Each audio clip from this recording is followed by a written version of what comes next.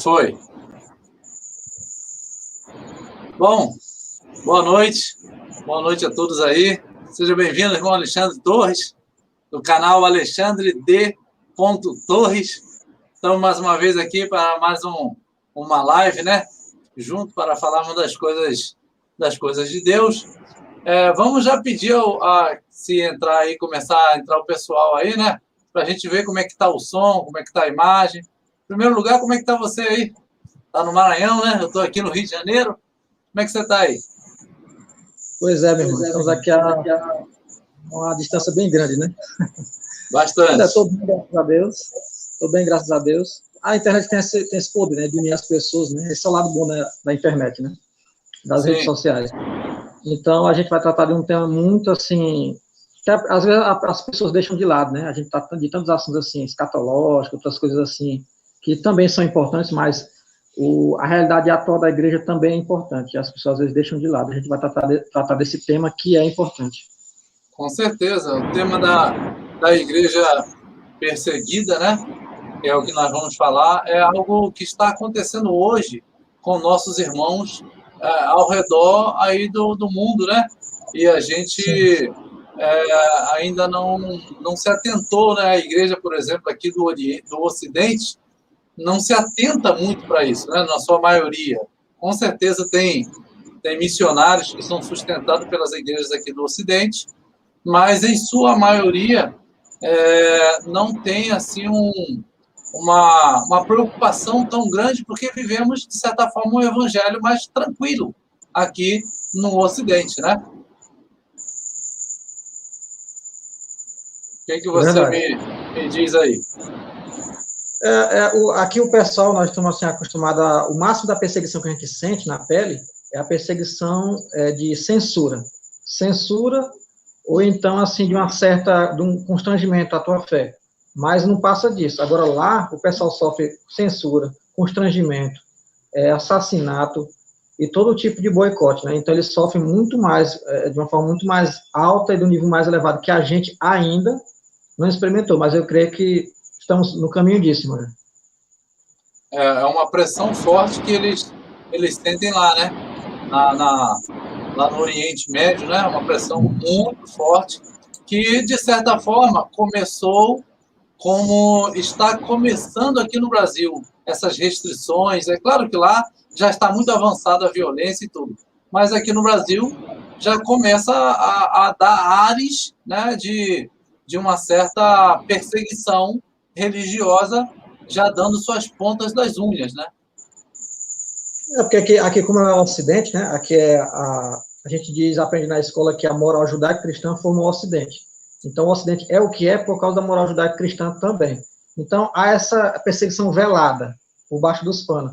Mas o desejo deles mesmo é de extirpar o evangelho, o cristianismo para valer do Ocidente. Mas, por enquanto, ele não é possível. Então, eles vão cerceando aqui, censurando ali, constrangendo aqui e ali. Mas o que eles querem chegar é como está no Oriente Médio e na Ásia. É verdade. Chegou aí nossa irmã Aline, minha esposa. Boa noite. Seja bem-vinda aí, né? Está assistindo a nossa live. Espero que daqui a pouco já comece a vir outras pessoas.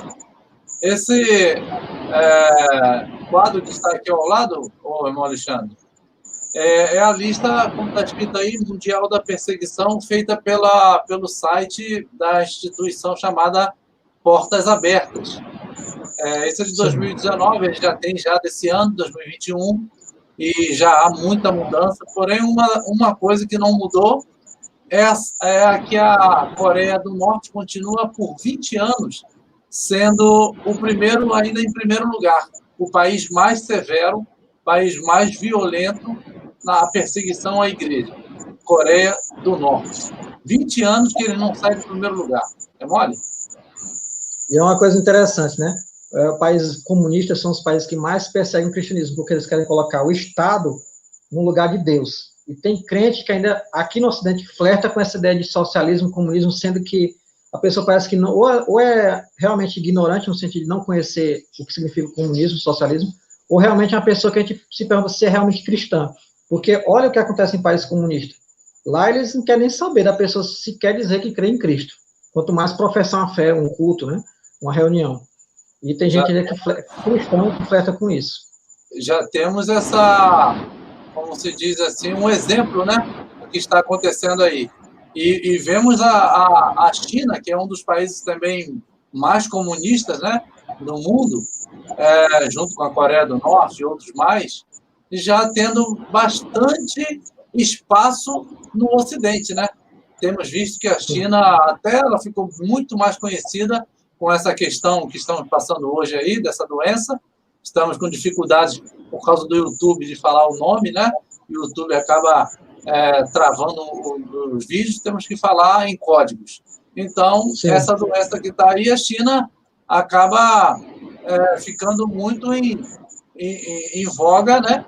E a gente percebe que ela já está colocando as suas mãos em muitos países aqui, através da mídia, inclusive no Brasil, né? Porque a gente está percebendo, assim, isso aqui que eu já vou falar, é para quem conhece um pouco de geopolítica, né? Se alguém aqui na live entende ou não, eu vou tentar ser mais didático.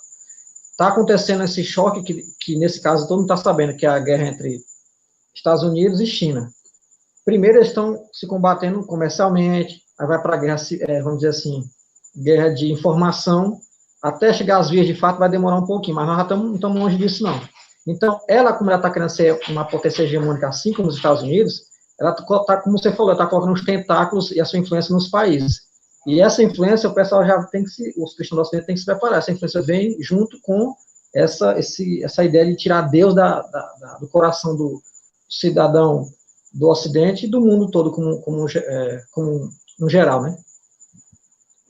Aqui vamos ver aqui, ó. Eu separei aqui alguns dados. Está aqui, a perseguição é real. Cristãos na República Africana. Aí eu coloquei o versículo de João 3:33, que diz: Tendo-vos dito isto, para que em mim tenhais paz. No mundo tereis aflições, mas tende bom ânimo. Eu venci o mundo.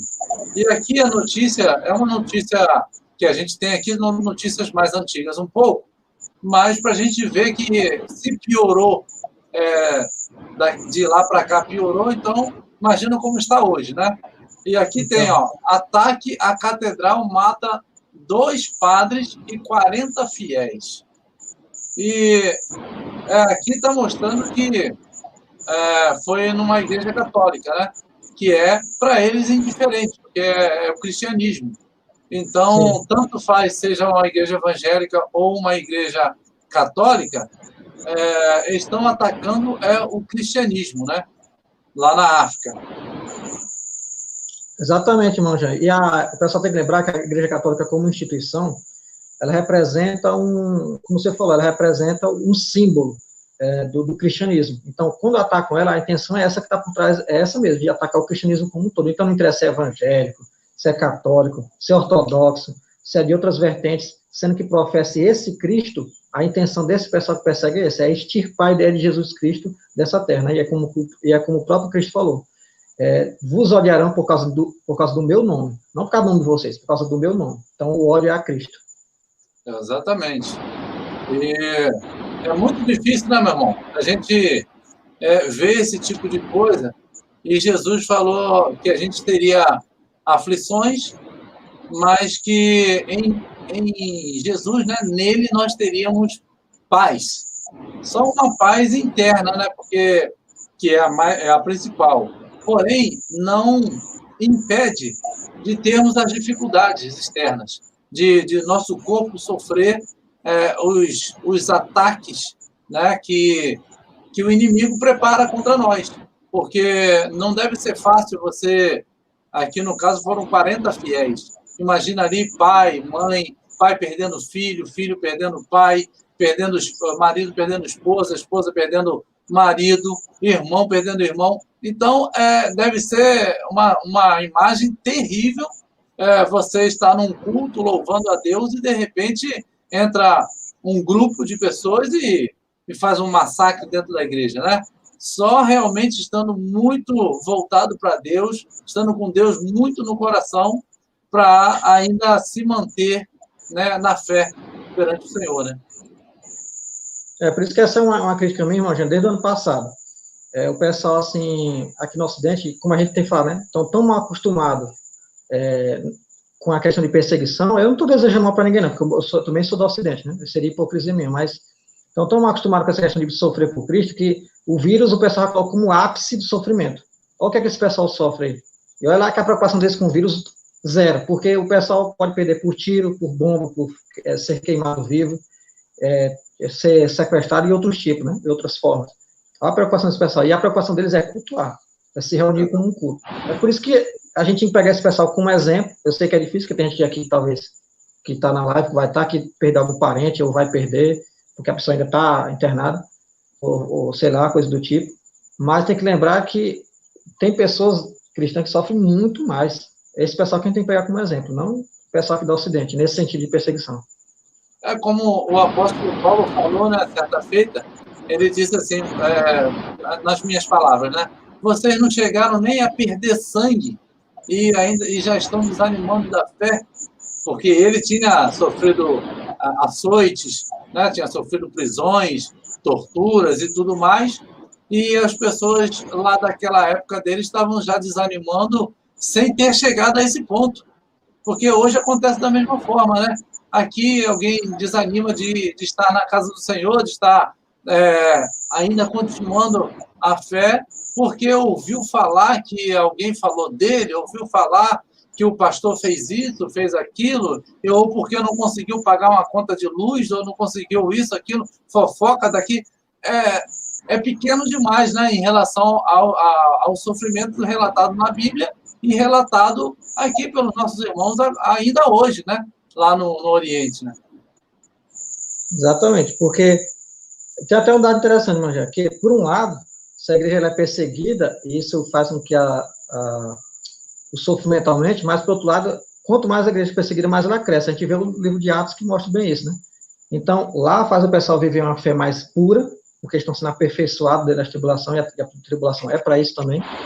Estão sendo purificados, e eles são usados até muito mais com sinais e prodígios, até na hora de pregar o evangelho, de evangelizar, mais do que o pessoal no Ocidente. Esse é um dos lados, se é que a gente pode dizer que é bom, um dos lados bons da igreja ser perseguida dessa forma brutal, porque é um pessoal que vive uma fé mais pura.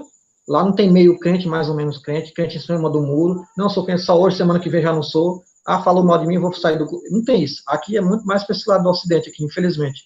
Mas nós estamos perto de perder essa liberdade, na minha opinião, pelo que eu estou percebendo.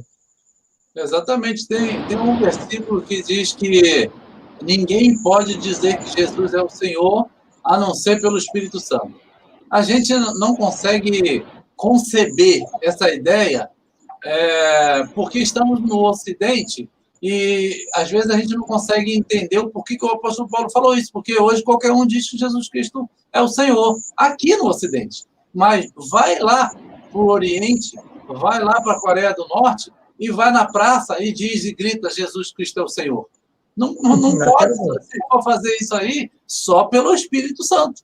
Porque o apóstolo Paulo está falando num contexto que ele via que a igreja estava já em perseguição naquela época, mas ainda no futuro estará também. E hoje já está. Hoje já está com perseguição também lá no Oriente Médio. Né? Então, só vai dizer que Jesus Cristo é o Senhor pelo Espírito Santo mesmo. Porque senão a pessoa vai ficar caladinha. Porque vai ficar com medo, né?